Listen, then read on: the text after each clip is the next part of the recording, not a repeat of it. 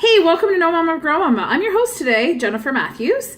No Mama Grow Mama is the place where we talk about all things related to health and wellness for you and your family. So today's episode of No Mama Grow Mama is a little bit different. We are sitting down and having a chat with a group of moms on a sometimes controversial topic. Today's topic is on circumcision. So you'll notice in the episode that some of us have circumcised children and some of us do not. And it's just a really respectful chat on how we make the decisions that we make for our families and sort of the life circumstances that surround making those decisions. It's all about love and respect no matter what in this interview, and I hope you enjoy it. And at the very least, I hope you learn something.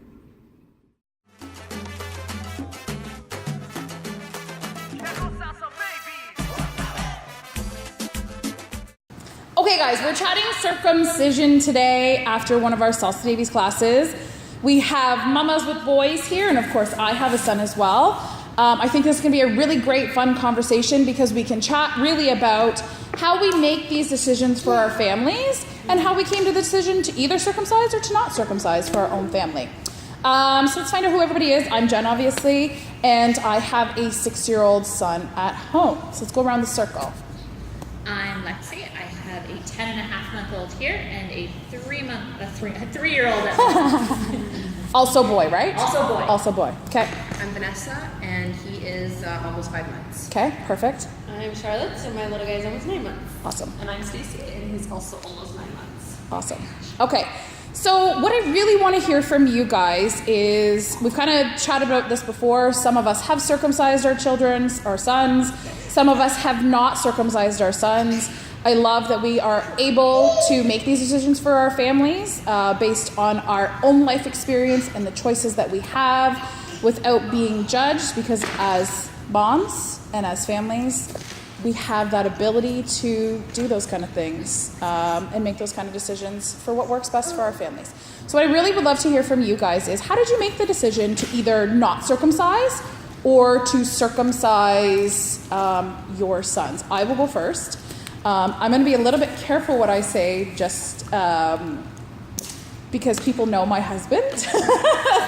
So I'll be a little bit careful what I say. Our son is not circumcised. I grew up in a family who did not circumcise either. So it wasn't even really something that I considered when we had our son, until we got to the point where we said, hey, I think we're supposed to consider this. Do we do it? Do we not do it? Are we supposed to think about this?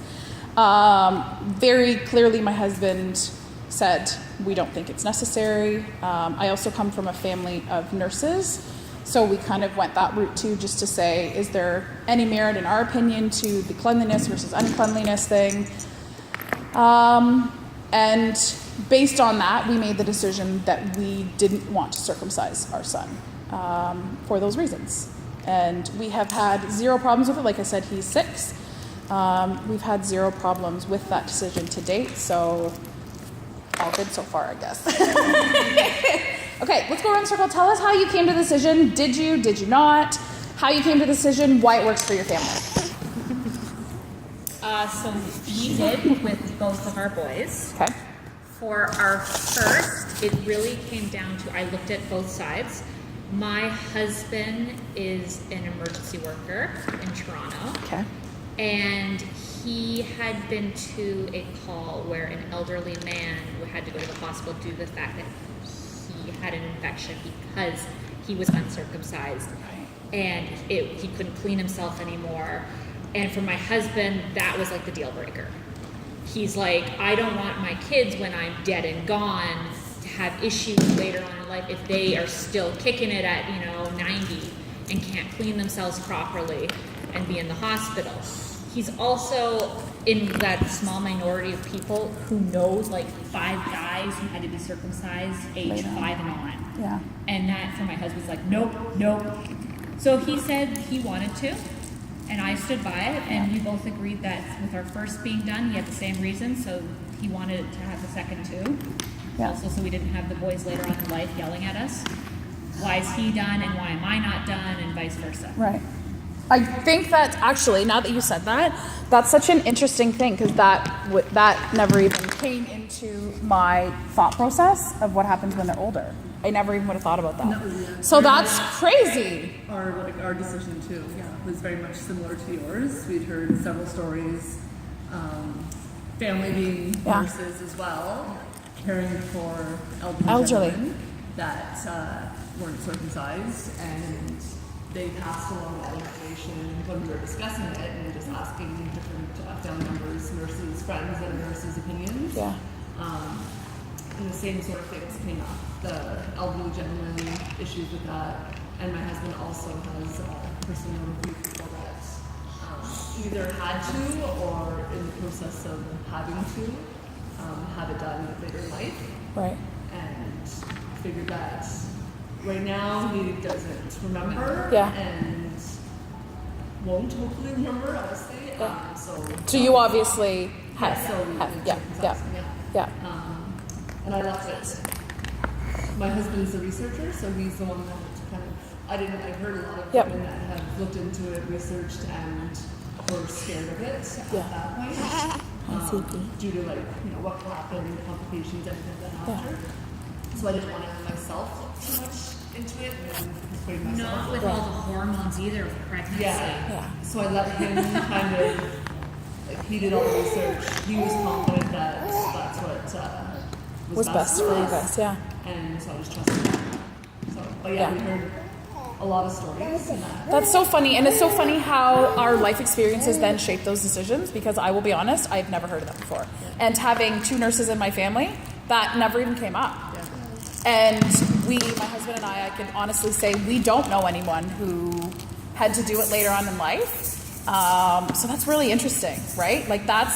I think that's why conversations like this are so important, because it really is. So many times we see judgment online and, people's personal opinions coming out, but you really don't know why people make the decisions they make, and we are allowed to make those decisions for our families. So I think it's an important discussion to have, because it makes you really stop and think.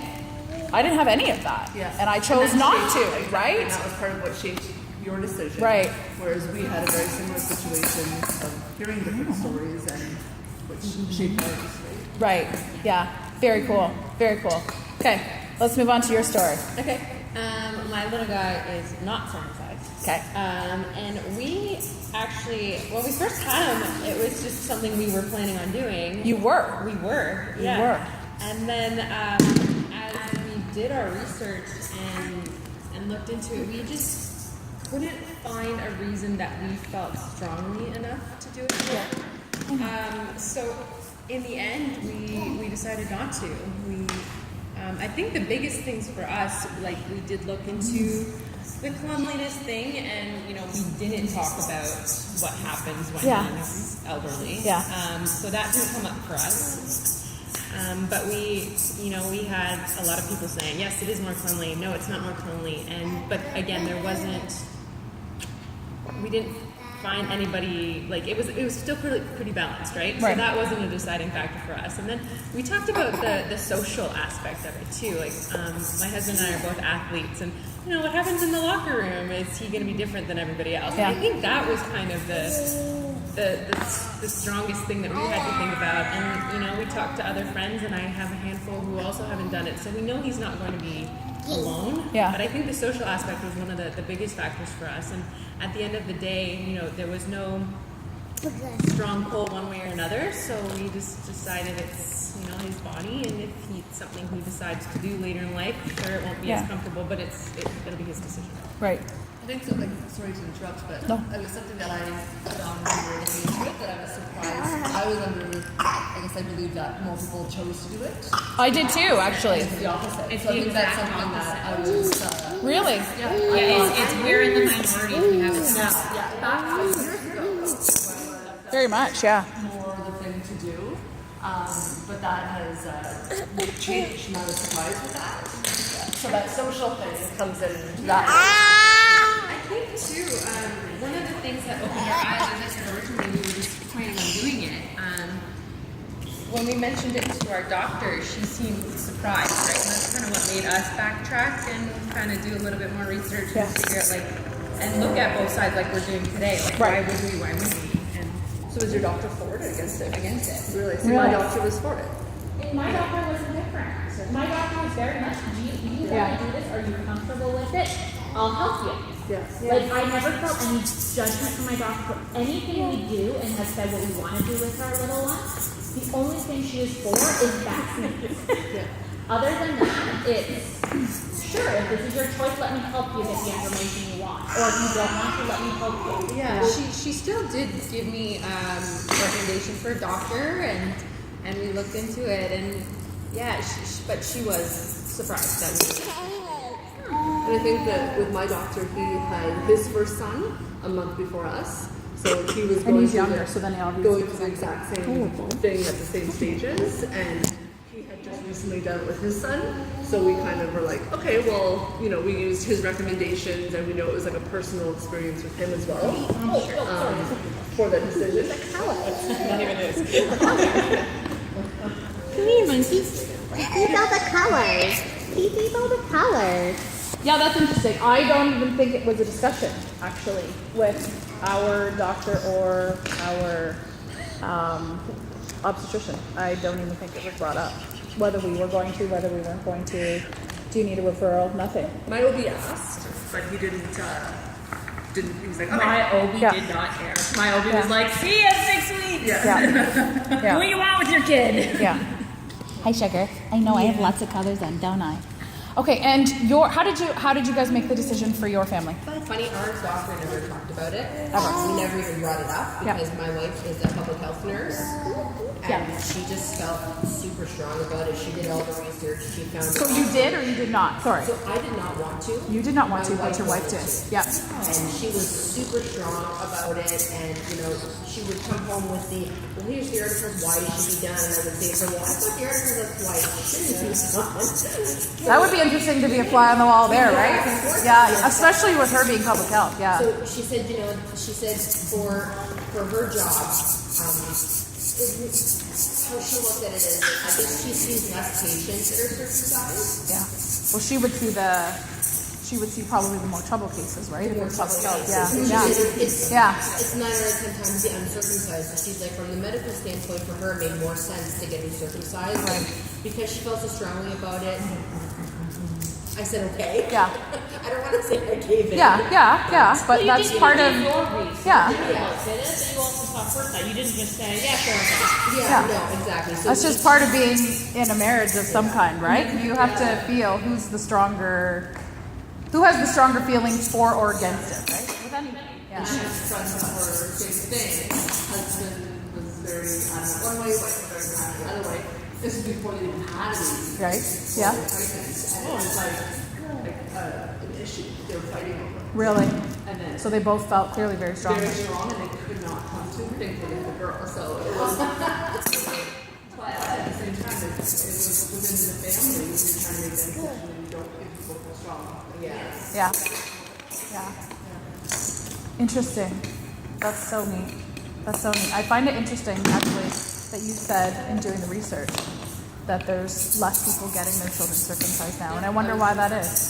I think, like you said, it's just the Charles said that The societal pressure before to do it was more strong. It was just more like comfortable to do, whereas now with more research, people are realizing that there's not necessarily a strong way. OHIP also For some doesn't people. cover it. It's also It's all OHIP doesn't cover it. It's paid out of pocket. So my sister-in-law Yeah. thought about it, and she's like, I don't want to pay $300 to get this done. Really? It's all different too. Yeah, wherever you go, it's a different price. Yes. So No. yes, if you want to have it done in the hospital, it's more expensive as opposed to having it done in a clinic. my hospital didn't even do it because we Ours asked. didn't do My it. wife asked. You had to go to a different hospital. We had Absolutely to, not, we don't do it. And I think they used to do that. But ours didn't do in, Yeah. ours didn't do in the hospital. We had to get the referral from our doctor, and we went to a different hospital, but only because I refused to give birth at one. Yeah. So I was like, oh, whatever. Yeah. I'll go to this doctor here instead. That was something also, like we just said that I was under the assumption that, and my parents just said that it used to be done in hospital Yeah. right after birth. Before you even went home. Yeah. Whereas now, Well, we It was like almost 6 weeks or. we Really? almost didn't get it done. We almost got very close with him that it wouldn't have happened because his weight.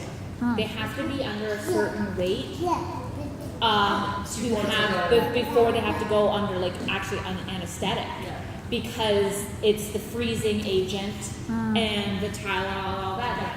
And this one coming out as a small turkey. By the time his appointment 3 weeks later, the doctor was like, he is just sliding in. So that would have also. And then we would have had to hold it off till he was about this age. So now, because you guys are all sort of from this area, did you find, so you're saying that finding a place to have it done, was it easy? Were there lots of choices out here? Or are your choices very limited now? I didn't feel like there was a lot. Mind you, my husband did most of the research.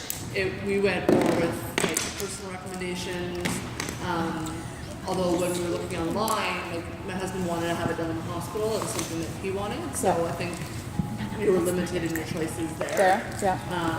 Well, we got lucky because our doctor recommended someone, and our doctor's in Burlington. So our doctor recommended someone she knew. And he, yes, he was in a clinic, but he did all of his out of the hospital. So it wasn't, but we couldn't just call him. We had to call the doctor for the referral. Get a referral within all And that took a bit of time. I wouldn't have known where to start if I didn't get the referral from the doctor. Right. And see, out by us, so where I'm from, which is about a 15-minute drive from here, in order for us, and even further from where my parents are from, when our son was born, I remember talking to other people about circumcision and their experiences with it then. And we had to come to this area in order to actually get it done. So there is nothing out there. Not hospital, as far as the conversation went then. Not hospital, not doctor. Yep. And we had to get a referral from our doctor. We had to wait for a phone call. Yeah. And it was quite a lengthy process. My sister literally called up one day and within a week we had it done. Yeah. Literally, and she had it done before he even saw the doctor. So We got very lucky that at least with us, once like the referral was in, they called us right away and the office booked us immediately. Yeah. Because they knew they wanted to get it, especially when they heard his weight. Come here, monkey. Buddy, not your sunglasses. It's actually interesting that you said Edmonton too. One thing that I've learned since having children is that province to province, wow, there is so many, even what is mandated right after they're born, so the drops in the eyes here kind of thing. I just recently found out none of those things are standard province to province, which is crazy. But that's a whole other topic of conversation, I think. Yeah, right? Awesome. Well, thank you for staying to chat with me today, ladies. That was awesome. Thank you for sharing your experiences. Hopefully we didn't give too much away about them so that they can walk on when they get older and not be... Yeah, right? Exactly. Right, exactly. Awesome. Thanks, ladies.